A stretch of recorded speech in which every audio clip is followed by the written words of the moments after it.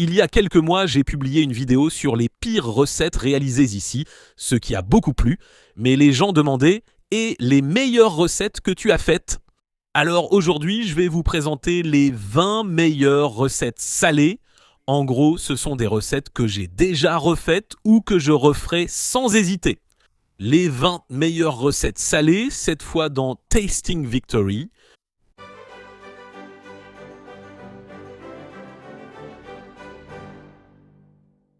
C'était vraiment amusant de revenir en arrière et de regarder presque toutes mes anciennes vidéos. J'en ai fait plus de 350 à ce stade et j'ai juste regardé les parties dégustation pour me rappeler ce que j'aimais et ce que je n'aimais pas.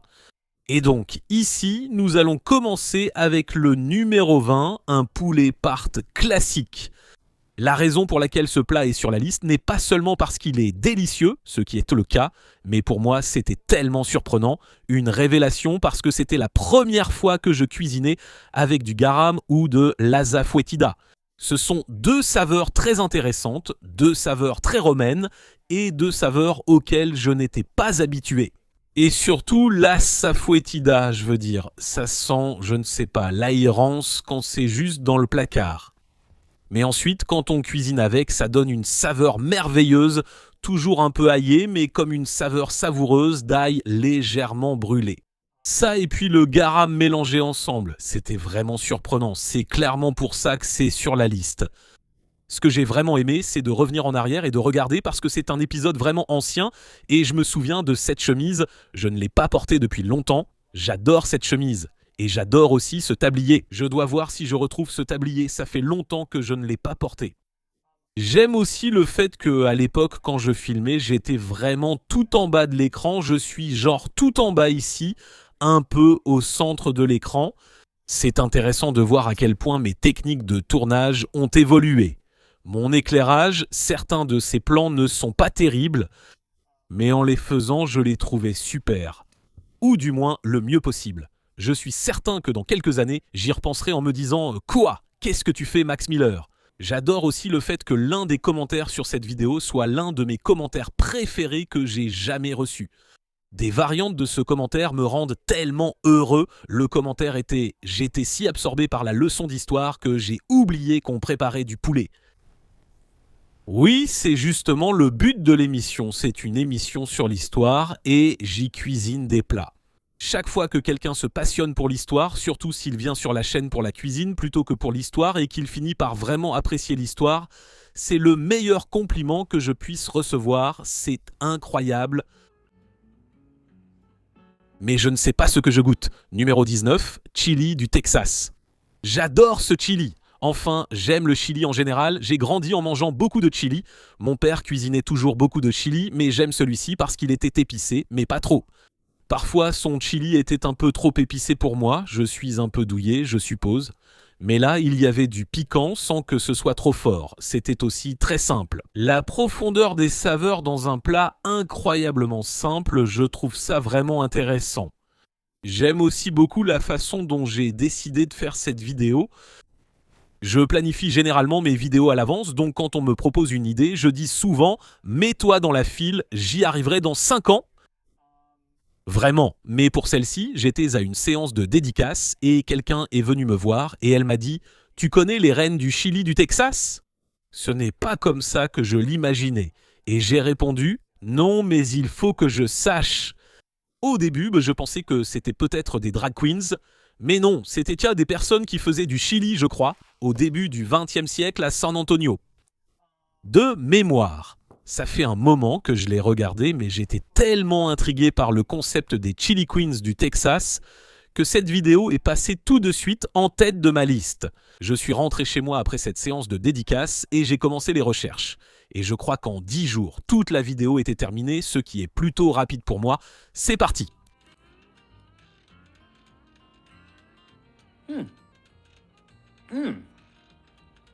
Waouh! Numéro 18, salmi de pétri de l'épisode Dîner dans un dinosaure. Donc c'est un de ces plats où j'aime presque plus l'épisode que le plat. Et ça n'a pas très bien marché, mais j'adore cet épisode. Tout tourne autour de cette expérience du 19e siècle où des gens dînaient à l'intérieur d'un iguanodon géant. Pas un vrai iguanodon, c'était comme je ne sais pas, peut-être du papier mâché. Mais le plat était absolument fantastique et tout reposait sur la sauce. Donc, la recette demandait en fait des perdrix. Je vais trouver une perdrix. Alors, j'ai utilisé des coquelets, je crois bien. Mais c'est la sauce qui m'a vraiment époustouflé. La profondeur des saveurs, je crois même avoir dit que ça avait un goût luxueux. Maintenant, contrairement au chili qui était simple, celui-ci ne l'était pas. En fait, c'est l'un des plats les plus complexes que j'ai jamais réalisé sur la chaîne. Le plat entier était compliqué, mais la sauce elle-même était compliquée. Il y avait beaucoup d'ingrédients différents, y compris des choses que je n'aime pas habituellement, à savoir les champignons, mais ça n'avait pas d'importance parce qu'on n'avait pas la texture des champignons, et c'est justement ça que je n'aime pas. On avait juste la saveur des champignons et du xérès et beaucoup de beurre, et c'était tout simplement, c'était absolument délicieux. Je ne le referai probablement pas car c'est vraiment compliqué. Pourtant, une version moderne de cette sauce existe, encore plus complexe et nécessitant plusieurs jours de préparation. Je ne l'ai pas réalisée. Ça a l'air cher, numéro 17, soupe à l'oignon de 1651. Donc, en gros, n'importe quelle recette avec des oignons mijotés va être en haut de ma liste parce que j'adore cette saveur vraiment, vraiment beaucoup. Les oignons crus, pas autant, mais cuits, oui. Là, je suis convaincu. Et cette soupe, ce n'est pas vraiment la plus belle version de la soupe à l'oignon parce qu'il y a du lait dedans et ça ne se mélange pas très bien, mais ce n'est pas grave, c'est tellement bon. C'est tellement réconfortant et chaleureux et franchement, j'adore la soupe à l'oignon sous toutes ses formes. Mais celle-ci est un peu de la triche parce que d'habitude, quand je fais une vidéo, la première fois que je goûte le plat, c'est devant la caméra. Je l'avais déjà goûté car j'avais réalisé cette recette pour mon livre de cuisine. Et donc, c'était le premier épisode que j'ai fait à partir d'une recette du livre de cuisine que je n'avais pas déjà réalisé, si ça a du sens. Je l'avais déjà essayé et apprécié, donc je savais que je l'aimerais à nouveau. C'est pourquoi je l'ai incluse dans le livre de cuisine. C'est tellement bon. Numéro 16, curry massaman. C'est quelque chose qui m'a un peu surpris quand je l'ai revu, parce que je dis certaines choses exactement de la même façon à chaque épisode, même cadence, tout pareil, et je dis « et nous y voilà ». Nom du plat, celui-ci c'était comme « et nous y voilà ». Nom du plat. C'était tellement bizarre, je me suis dit « qui a enregistré ça ?» C'était moi, mais je ne m'en souviens pas. C'est une expérience extracorporelle. Bref, c'est l'un de mes plats préférés. C'est aussi l'un des plus complexes, mais ça a fait que toute la maison sentait ses épices. C'était vraiment incroyable dans le meilleur sens du terme, mais comme je l'ai dit, c'est beaucoup trop de travail. Donc, même si c'est l'un des plats les plus savoureux que j'ai préparé sur la chaîne, ce n'est pas quelque chose que je referai, car c'est devenu l'un des plats que je commande toujours quand on commande thaï. Et peut-être que ce n'est pas aussi bon, mais c'est tellement moins de travail, donc je vais simplement commander de la nourriture thaïlandaise. Si vous n'avez jamais goûté le curry massaman, essayez-le. Je veux dire, waouh, il y a beaucoup d'ingrédients et c'est beaucoup de travail, mais quelle récompense! C'est tout simplement incroyable, c'est comme si toutes les saveurs y étaient concentrées. Explosion de saveurs. Numéro 15, Morousia ou le tagine marocain. C'était un tagine d'agneau au pruneau. En fait, ce n'était pas marocain, je crois que la recette était peut-être égyptienne ou peut-être qu'elle venait d'Andalousie. Je ne suis pas sûr, mais c'est le même genre de plat qu'on prépare aujourd'hui au Maroc. Le tagine d'agneau au pruneau, où tout est cuit dans le tagine, ce récipient en forme de cône. Et j'adore la façon dont cet instrument cuit les aliments parce que ça rend la viande incroyablement tendre et tellement juteuse car aucun liquide ne s'échappe. Donc c'est un peu comme prendre un bain de vapeur là-dedans, mais les bords deviennent vraiment, vraiment croustillants. Donc vous obtenez un peu des pruneaux brûlés dans ce cas, mais peu importe ce que vous cuisinez, ça brûle un peu à l'extérieur, mais c'est un joli brûlé, c'est vraiment, vraiment bon. Mais je l'ai aussi adoré parce que ça m'a rappelé toute la merveilleuse nourriture que j'ai mangée quand j'étais au Maroc. Tout ce qu'on a mangé au Maroc était absolument fantastique. Et donc, en le cuisinant chez moi, pendant que ça cuisait, je pouvais sentir l'odeur. Je me disais « Maroc ».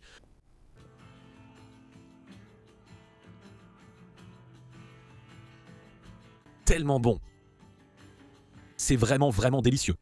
Numéro 14, poulet du couronnement. J'avais oublié avoir fait cet épisode. En revoyant mes anciens épisodes, je me suis rappelé. Ah oui, je l'ai fait. Il est même sorti le jour de la publication du livre de cuisine, donc j'étais probablement juste trop occupé. Je me rappelle surtout qu'il y a un de mes Pikachu préférés, celui là-bas habillé comme un garde royal britannique. Oui, un garde royal britannique. Mais le poulet du couronnement lui-même est absolument merveilleux. C'est sucré et j'adore les choses que sucrées. C'est à la fois sucré et au curry. Mais ce qui était intéressant, c'est que c'est du poulet bouilli. Cette recette, c'est du poulet bouilli. Très souvent, aujourd'hui, ce n'est plus le cas, mais cette recette utilisait du poulet bouilli. Le poulet bouilli n'est généralement pas la meilleure préparation. Peu importe, c'était tellement bon parce que, en fait, eh bien, il est nappé de cette sauce qui est vraiment crémeuse, mais elle n'est pas aussi sucrée que la version moderne du poulet du couronnement. Aujourd'hui, quand tu vas en Angleterre, tu peux trouver du poulet du couronnement partout, et il est généralement beaucoup plus sucré que la version originale. Je l'aime toujours, mais c'est très différent. Cette version originale, je pense, était en fait meilleure. Le seul endroit où j'ai mangé du poulet du couronnement qui avait vraiment ce goût-là, c'était à l'hôtel Savoy. Je suis allé prendre le thé de l'après-midi là-bas et tout était fantastique. Tout, l'ambiance, le côté historique du Savoy, c'est là où Auguste Escoffier a cuisiné. Mais ensuite, leur coronation chicken, on s'est retrouvé à avoir, ils ont apporté 4 ou 5 sortes de sandwichs et on en a goûté un, puis on a goûté le poulet couronnement. Et on s'est dit, vous pouvez tout enlever, apporter juste plus de poulet couronnement, tellement bon. Donc encore une fois, c'est servi froid, alors ne le réchauffez pas.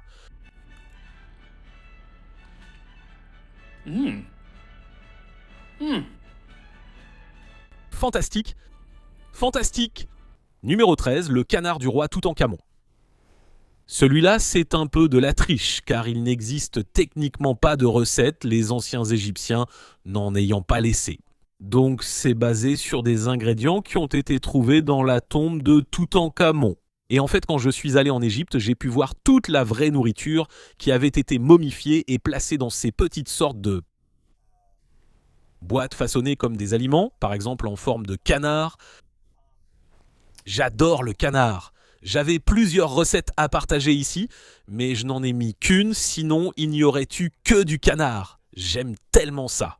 J'ai trop cuit ce canard, mais je l'ai adoré, c'est dire combien j'aime le canard. En fait, c'est surtout la sauce qui fait la différence. Je crois que c'était des figues conservées dans du miel que j'ai utilisé. Non, mais franchement, il y avait aussi du vin et d'autres choses, des éléments salés, mais c'était vraiment une sauce merveilleuse, merveilleuse, qui pouvait accompagner à peu près tout. Et même si tous les ingrédients et les méthodes sont anciens, vous auriez pu avoir ça à l'époque, mais vous pouvez aussi l'avoir aujourd'hui et ce serait parfaitement à sa place sur n'importe quelle table moderne.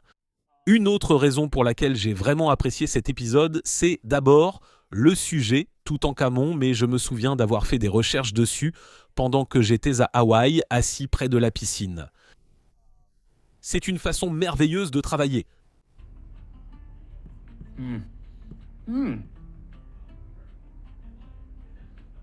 C'est fantastique. Numéro 12, les côtes de Skopje. Donc encore une fois, nous avons des oignons vraiment bien cuits.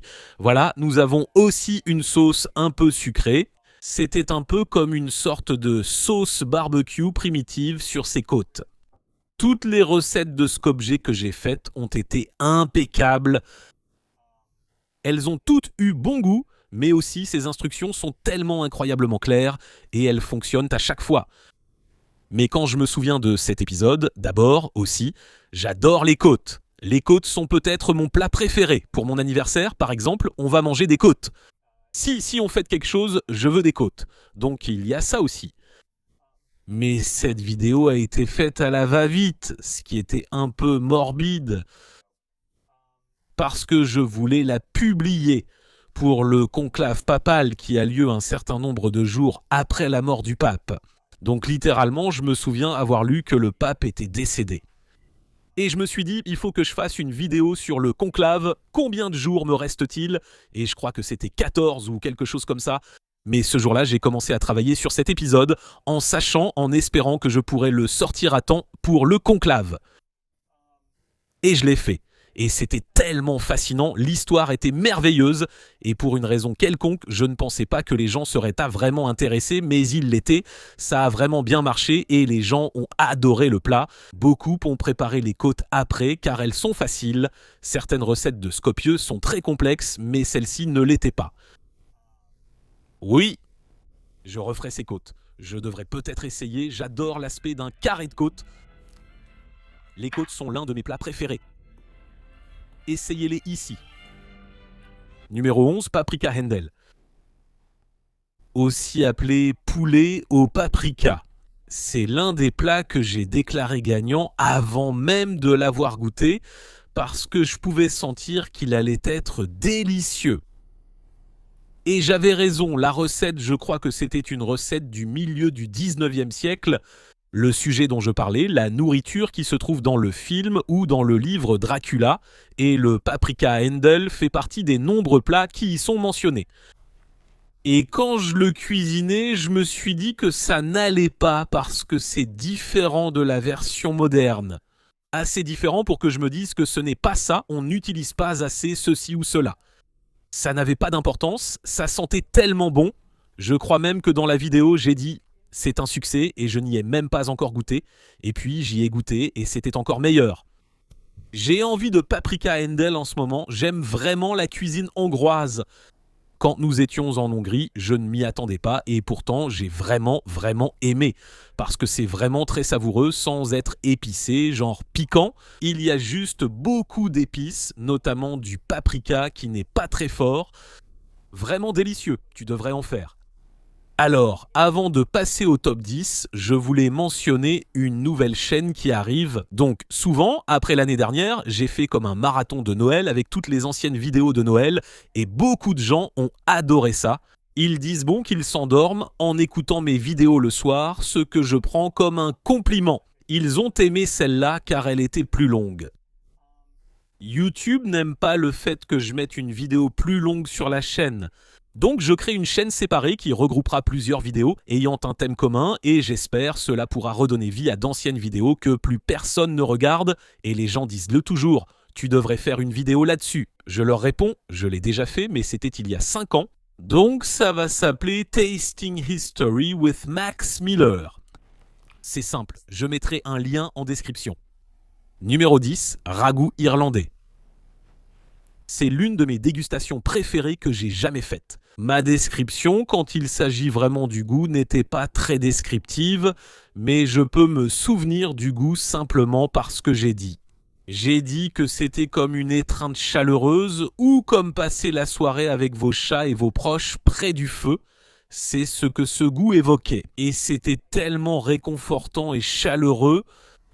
Ce qui est intéressant avec ce ragoût irlandais, c'est qu'il est assez différent de n'importe quel ragoût irlandais que vous pourriez avoir aujourd'hui si vous en commandiez dans la plupart des endroits, car il n'est pas du tout liquide. Il n'y a pratiquement pas de liquide. C'est plutôt que la viande, les pommes de terre, les carottes et tout le reste ont absorbé le peu de liquide qu'il y avait pour ramollir et devenir une sorte de bouillie, et ce n'est pas très joli à voir, mais ça n'a pas d'importance. C'est vraiment délicieux. Je me souviens aussi que je portais cette chemise verte qui était vraiment immense. C'était comme si on était encore un peu à l'époque du Covid. Je ne pouvais donc pas vraiment faire du shopping, je crois, mais la seule chemise verte que j'ai trouvée, c'était pour une vidéo de la Saint-Patrick. La seule chemise verte que j'ai pu trouver, si tu regardes, les épaules commencent ici. Elle était énorme, vraiment énorme. Ouais, ça avait juste l'air ridicule. C'est le repas qui m'a rendu le plus heureux depuis longtemps. Numéro 9, poulet sauté au duc de Bourgogne, de l'épisode Michelin. Dans cet épisode, donc, je voulais trouver un plat étoilé Michelin ou venant d'un restaurant Michelin, mais je voulais remonter très loin parce que c'est Tasting History. Et donc je pense que celui-ci date des années 30 peut-être. Et c'était beaucoup plus simple que ce à quoi je m'attendais. Parce que d'habitude, quand on pense à une étoile Michelin, on s'imagine quelque chose d'incroyablement complexe et qu'on ne peut trouver que dans un seul endroit, parce que personne d'autre ne pourrait le faire, n'importe qui pourrait préparer ce plat. C'était vraiment, vraiment simple. Très très alcoolisé, il y avait vraiment beaucoup d'alcool dedans, mais c'était un plat simple, c'était juste du poulet avec une sauce.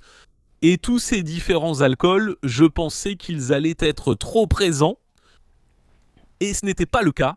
Toute la brûlure est partie et il ne restait que la saveur de ces différents alcools. Et c'était tellement simple à cuisiner et tellement complexe en bouche que j'ai l'impression que c'est le genre de plat avec lequel tu pourrais vraiment impressionner lors d'un dîner. Et ce qui est cool, c'est que la personne qui a inventé la recette, ou du moins cette version de la recette, son restaurant existe toujours. Elle est morte il y a environ 50 ans, mais son restaurant existe toujours en France. Je doute qu'il serve ce plat, mais tu pourrais le demander. Mais un de ces jours, j'irai là-bas et j'essaierai quelque chose. C'est tellement simple, mais waouh! Numéro 8, Transylvanian Beef with Garlic Harvester Sauce. C'est un des plats préférés des fans. J'ai vu tellement de gens préparer ce plat et je me souviens exactement où j'étais quand il est sorti. J'étais en lune de miel à Hawaï, je pense que c'était le même voyage. Et oui, c'était bien ça. Et cette vidéo est sortie et je ne m'attendais pas à ce qu'elle marche mieux que les autres et elle a explosé. C'était vraiment, vraiment excitant. Mais en fait, c'est vraiment, vraiment simple. C'est essentiellement du bœuf braisé. Ancienne version du bœuf braisé de Transylvanie, mais la sauce fait la différence, la viande est délicieuse et s'effiloche facilement. Mais la sauce est un peu vinaigrée, très aillée, sans être désagréablement aillée. Et elle est faite avec des œufs, donc en fait, c'est un peu délicat à faire parce que ça peut facilement tourner ou on peut facilement brouiller les œufs, donc c'est en fait plus difficile que ça en a l'air. Je l'ai réussi du premier coup, mais ensuite j'ai échoué plusieurs fois. Mais c'est vraiment, vraiment délicieux. Tellement que j'ai donné une conférence à l'Université d'État de l'Arizona, là où j'ai étudié, et ils en avaient. Ils ont préparé plusieurs de mes plats pour toute la filière d'excellence, soit des centaines d'étudiants, donc ils ont dû faire ce plat. Vous savez, quand j'écris la recette, c'est généralement pour 4 ou 5 personnes, et là il fallait en faire environ 300 portions. Et donc je me souviens juste de cette pile de têtes d'ail sur le comptoir et d'environ 300 ou 400 œufs. Et puis ces énormes morceaux de bœuf qui étaient là-dedans. C'était vraiment impressionnant et tous les enfants ont vraiment adoré. Mais oui, c'est un plat très apprécié. Encore aujourd'hui, les gens en font tout le temps. La viande est tellement tendre qu'elle s'effiloche toute seule. Numéro 7, les Sloppy Joe. C'est le Sloppy Joe, tu sais pourquoi il est sur cette liste ? C'est le foutu Sloppy Joe, c'est un plat préféré de l'enfance, donc tu comprends, oui. Et ça vient du livre de recettes de l'école que j'ai utilisé, celui du département de l'agriculture des États-Unis qu'ils ont publié. Donc c'était la recette de Sloppy Joe qu'ils faisaient, genre des années 70 aux années 90 dans les collèges et lycées. Et c'est presque tellement sucré que je me suis demandé, est-ce que ça va dans l'épisode salé ou est-ce que je vais faire un épisode sucré ? Je le fais, mais ça devrait peut-être aller là. Non, c'est salé car c'est un plat de viande. Et je crois qu'au final, j'ai honte de le dire, mais j'ai fini par manger 4 sandwichs Sloppy Joe. Juste après le tournage, je les ai engloutis. C'était comme Wimpy avec les hamburgers, juste une grosse bouchée. Je crois le dire dans la vidéo, j'aurais dû en faire 100, la recette étant prévue pour 100 élèves d'une école. Je n'en ai évidemment pas fait autant et je me suis dit que j'aurais dû, car j'aurais pu en manger 100 en une semaine, puis j'aurais juste été malade. Il nous en faut 100 de ceux-là. Je me serais sûrement détesté, mais ça aurait été amusant tant que ça durait. Passons au numéro 6, le bœuf sauce béarnaise du Titanic. Donc, vous savez, je devais mettre une recette du Titanic sur la liste, et c'est clairement celle-ci. C'est une recette de première classe, mais elle était dans la vidéo sur l'équipage parce qu'on n'a pas de recette de l'équipage. Donc, c'était quelque chose qu'ils auraient préparé pour les passagers de première classe.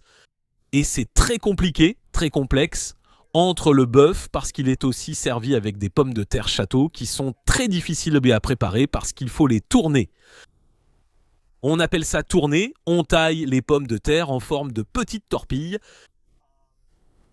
mais ensuite elles sont frites dans du beurre clarifié. Elles sont tellement bonnes, croustillantes à l'extérieur et moelleuses à l'intérieur, en fait c'est un peu comme des frites. Mais la viande était délicieuse, mais c'est cette sauce, la béarnaise. Et à chaque fois que j'ai de la béarnaise, ça me rappelle cette scène du film « La folle histoire du monde », partie 1, « Ne sois pas impertinente avec moi, béarnaise ». Si vous ne l'avez pas vu, ça n'a pas très bien vieilli, mais j'en garde un souvenir tendre. Enfant, je n'aurais sûrement pas dû le voir à cet âge-là. Que pensaient mes parents? Mais cette version... Eh bien, cette version de la recette vient d'Escoffier et elle est différente d'une béarnaise telle qu'on l'a fait aujourd'hui. Similaire, mais différente, elle est beaucoup plus vinaigrée, il y a beaucoup plus de vinaigre dedans. En fait, toutes ces sauces sont globalement plus vinaigrées que leurs équivalents modernes. Et je ne sais pas pourquoi c'est comme ça. Le vinaigre aurait été le même, donc les gens se demandent, peut-être le vinaigre? Non, le vinaigre était le même. Il est le même depuis toujours. Donc, je ne sais pas, parce que c'est du vinaigre de vin, ce n'est pas comme du vinaigre distillé, mais c'est tellement délicieux. Et en fait, avec la richesse des pommes de terre et la lourdeur de la viande, ce type de vinaigre astringent accompagne en réalité mieux le plat que la béarnaise, qui est juste riche et lourde. Absolument fantastique, c'est vraiment compliqué, donc je ne l'ai pas refait, mais peut-être qu'un jour je le ferai.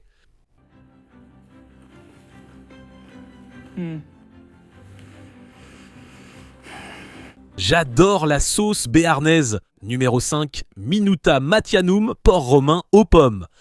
C'est probablement ma recette romaine préférée que j'ai jamais réalisée.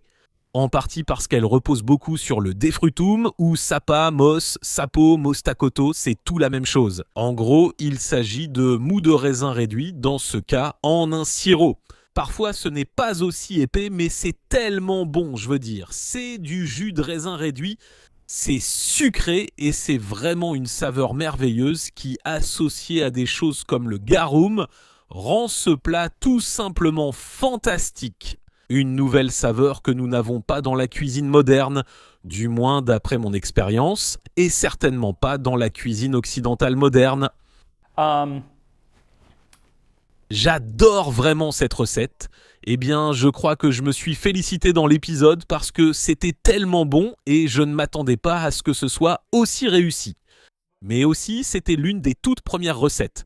Quand j'ai décidé de faire un deuxième livre de cuisine, je me suis dit, celle-là, elle ira dedans et elle est bien dans le prochain livre de cuisine. Mais bon, cette recette a un profil de saveur très similaire au bœuf que j'ai préparé pour l'épisode sur Commode il y a seulement quelques semaines.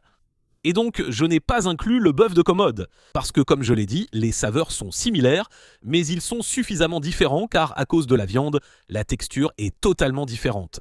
Le fait qu'il y ait des pommes et des boulettes de viande dans le plat de porc et puis du bœuf braisé dans l'autre donne une texture complètement différente, mais la saveur est très similaire. Donc je n'ai pas mis les deux parce que je me serais juste répété. Mais oui, vous pouvez attendre le livre de recettes, mais il n'arrivera pas tout de suite, il faudra attendre environ 9 mois, donc n'attendez pas le livre de recettes, vous pouvez simplement préparer ce plat. La recette est disponible sur le site web et elle est vraiment excellente.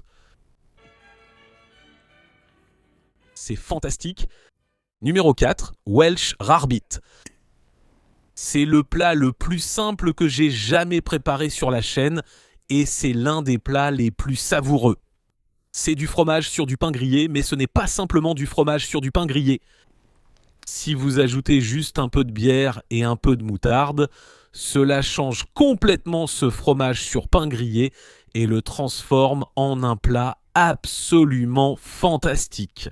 C'est tellement bon, et si ce n'était pas aussi mauvais pour la santé, j'en mangerais tout le temps. Voilà le truc. Quand je l'ai préparé, beaucoup de gens se demandaient pourquoi le fromage était aussi orange. Et c'était surtout des Anglais qui disaient « Pourquoi les Américains ont-ils un fromage aussi orange ?» Et je peux leur répondre.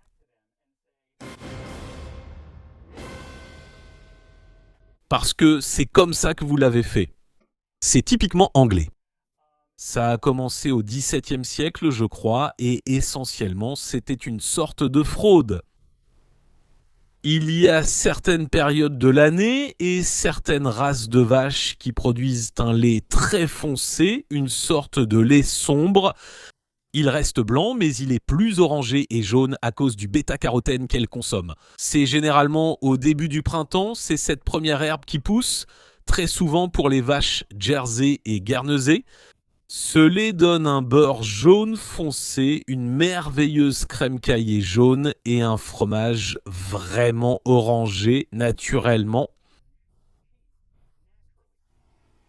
Et c'était le plus cher, comme le fromage le plus prisé à l'époque. Le fait est que cette crème-là, qui se trouvait sur ce lait, pouvait en fait être vendue plus cher à ce moment-là que si on la gardait simplement pour faire du fromage. Donc certains fromagers peu scrupuleux vendèrent la crème et ensuite ils prenaient soit du safran, soit plus tard de l'achiote qui vient du Nouveau Monde. Et ils l'ajoutaient au lait toute l'année pour que le fromage ressemble à celui qui était vraiment cher. Et ce procédé est resté en Angleterre pendant assez longtemps, puis il a fini par arriver en Amérique depuis l'Angleterre. Je pense qu'ils ont à peu près arrêté ça maintenant, sauf pour quelques fromages particuliers. Il y a certains Red Leicester, je crois, ou Leicester rouge. Celui-là, je pense, utilise de l'annatto. Ne me citez pas là-dessus, mais c'est le cas. C'est coloré artificiellement et les Américains n'ont jamais abandonné cette pratique.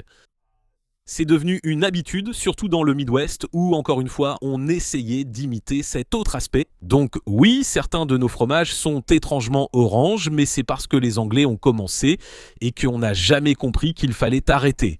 Quant au Welsh Rarebit, je m'en souviens. Pour en revenir au goût proprement dit, c'était tellement bon que j'ai dû, en reprendre une bouchée tout de suite. C'était tellement onctueux, ce fromage était si soyeux avec le croustillant. Il faut vraiment l'essayer, lavez-vous les mains. Numéro 3, chef boyardé spaghetti. C'est un plat que j'ai vraiment refait après l'épisode. Il y a très peu de recettes que je refais après l'épisode. Celle-ci en fait partie parce qu'elle est vraiment facile et elle est bien meilleure que n'importe quelle sauce spaghetti en conserve que vous pourriez trouver. Et elle a cette douceur que j'aime car j'aime les choses sucrées. Mais il n'y a pas de sucre ajouté, pas de vrai sucre. Toute la douceur vient des tomates et des carottes qui cuisent lentement. C'était étonnamment bon. Comme je l'ai dit, je l'ai même refait et je connais beaucoup de gens qui l'ont préparé plusieurs fois. Aya à Hawaï, tu sais qui tu es. C'est un plat vraiment délicieux. J'ai aussi pu faire une vidéo sur Chef Boyardé, ce qui était très amusant. Je dois faire plus de ce genre de choses modernes. Oui, c'était un excellent épisode. Revenons aux champignons. Je n'aime pas leur texture, mais la recette en nécessitait, alors j'en ai ajouté. Mais quand je le fais pas pour l'émission, il n'y a pas de champignons. Et phénoménal. Deuxièmement, le bœuf braisé de la vidéo sur la nourriture d'avion. C'est similaire au bœuf à la sauce à l'ail, mais en version moderne, c'est du bœuf braisé. Le bœuf braisé, c'est délicieux et une excellente façon de cuisiner la viande. Il est cuit lentement avec, dans ce cas, il est d'abord saisi avec des os à moelle, puis il est mijoté lentement avec tous les différents légumes et herbes. Et c'était vraiment, vraiment délicieux. Je me souviens que ça n'avait pas l'air appétissant et je me disais, c'est censé être un plat de première classe parce que visuellement, ça ne donnait pas envie. Puis tu goûtes et tu te dis, là, c'est vraiment un plat de première classe. D'accord, très bien. Oui, vraiment, vraiment bon. Le reste de ce repas, parce que j'ai préparé plusieurs choses différentes. Le reste du repas, bof, le bœuf braisé, bof, mais ça, c'était tellement bon. C'est tellement savoureux et je vais tout manger dans les prochains jours. Et en numéro 1, la pizza de la cantine. Vous savez, il fallait qu'elle soit là. Cette pizza de la cantine, quand je l'ai goûtée pour la première fois, c'était comme dans la scène de Ratatouille où le critique gastronomique est transporté dans son enfance et que sa mère lui prépare la ratatouille. C'était ça, j'ai été transporté en CM2, ce qui n'était pas une période particulièrement géniale, mais j'ai toujours apprécié le déjeuner. Vous savez, cette pizza, c'était la pâte liquide. Je n'avais jamais fait de pâte liquide avant. Jamais entendu parler ailleurs que dans cette recette. Je suis sûr que ça existe, mais c'était exactement ce goût-là. Tout dans ce plat avait exactement le goût de mon enfance. Et donc c'était vraiment très spécial. Est-ce que c'est la chose la plus savoureuse que j'ai jamais faite d'un point de vue culinaire? Non. Est-ce que c'était ce que j'ai trouvé le plus savoureux? Moi, oui. À cause des souvenirs. Et la nourriture et la mémoire, c'est un lien fort, honnêtement. Ils ont fait une étude où ils ont donné aux gens toutes sortes de ketchup raffinés, frais et différents types de ketchup. Et presque tout le monde, le ketchup préféré de chacun était celui qu'il mangeait en grandissant, que ce soit Hunt's, Heinz ou autre. Et je remarque ça avec beaucoup de plats. Que ce soit des choses simples comme cette pizza ou les macaronis au fromage Kraft, vous savez, ça déclenche un truc, ou des plats que ma famille préparait. Par exemple, mon père prépare un plat qu'il appelle le poulet tico, qu'on mangeait à chaque anniversaire. Et c'est vraiment un plat qui lui prend toute la journée à préparer.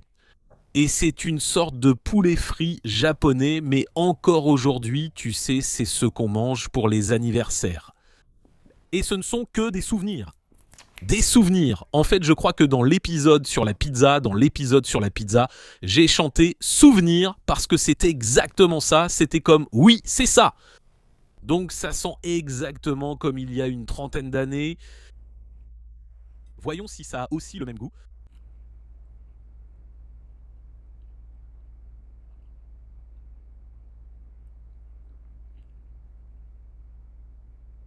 Des souvenirs dans les recoins de ma mémoire, donc j'ai 3 mentions honorables. C'était la première, mais j'ai 3 mentions honorables. Et moi, je les mets en mentions honorables parce qu'elles ne correspondent pas vraiment au... Elles ne respectent pas vraiment le principe que je prépare ici, dans ma cuisine, un plat historique ou qu'il s'agisse d'un repas complet. Donc la première, c'est les bieroks, qui sont vraiment délicieux. Beaucoup de gens en ont fait. La vidéo que j'ai faite portait sur les Allemands de la Volga qui ont été amenés en Russie par Catherine la Grande qui venait d'une région germanophone d'Europe. Et ils sont absolument fantastiques. Ce n'est pas une recette historique, en réalité si. Ils en font depuis longtemps, mais la recette que j'ai utilisée, je n'ai pas pu trouver de recette authentique du XVIIIe siècle ou du début du XIXe siècle. Donc j'ai utilisé une recette qui n'a probablement pas plus de 40 ou 50 ans. Il n'y a aucune raison que cela ne puisse pas être ce qui était fait auparavant, mais probablement avec quelques différences. Donc je ne les compte pas, mais elles sont vraiment délicieuses. Et c'est aussi l'une de ces choses qui sont liées à un souvenir, parce que mon père en faisait aussi. Essayons quand même. Ce n'est pas vraiment chaud. L'autre, c'est Medfuna ou Tabadiert, et celui-ci, je ne le compte pas parce que ce n'est pas moi qui l'ai fait. Nous avons mangé ça quand j'étais au Maroc avec mes parents. En fait, ma mère est ici en ce moment. Elle est en visite actuellement. Et elle, je me souviens, elle en parle tout le temps. En fait, on est allé dans le désert et ils ont préparé de la viande et des légumes dans du pain. Très simple, un peu comme une pizza. Et ensuite, c'est mis sous terre, sous le sable, et cuit sous le sable. Donc ils font un feu, mettent le plat dedans, le recouvrent de sable et laissent cuire. Et c'était vraiment délicieux. La quantité d'épices qu'ils utilisaient pour cuisiner ça, c'était tout simplement incroyable. Mais je ne le compte pas car ce n'est pas moi qui l'ai cuisiné. Nous avons mangé beaucoup de plats délicieux ici au Maroc, mais honnêtement rien ne vaut le taboulé. Et la dernière mention honorable revient au beurre blanc de l'épisode Concorde. Je ne le compte pas parce que ce n'était qu'un élément du reste du repas.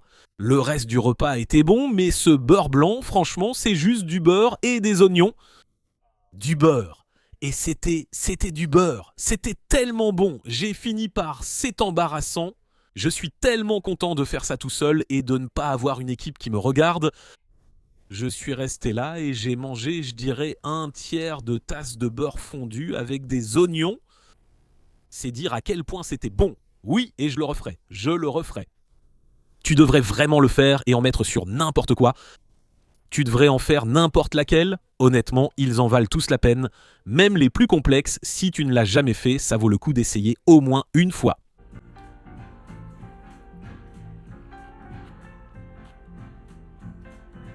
Mon Dieu, voilà donc les 20 meilleures recettes salées.